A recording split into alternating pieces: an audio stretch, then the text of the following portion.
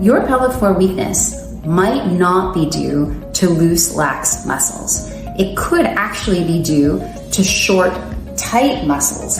And the reason is this: when your pelvic floor is already tight, it's unable to contract through the range of motion to generate power.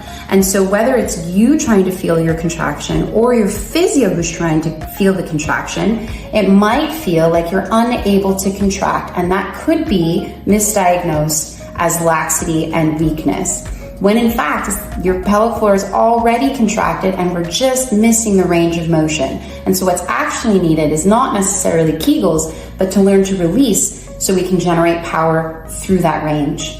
Secondarily, because those muscles are stiff and tight, we lose the ability of the pelvic floor to rebound with us. There's a dynamic control aspect of your pelvic floor where it's meant to absorb force during our activities and during sport. But if it's too stiff, we lose that absorption and we can have symptoms related to effort, such as leakage.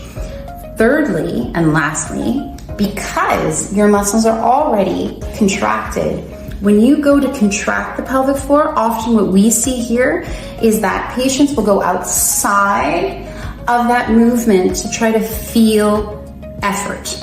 And so this is where we run into compensations when trying to isolate the pelvic floor. So patients will often be contracting their glutes, their abdominals, maybe pulling with their chest to feel like they're doing something because they're not feeling enough movement of the pelvic floor because it's already contracted.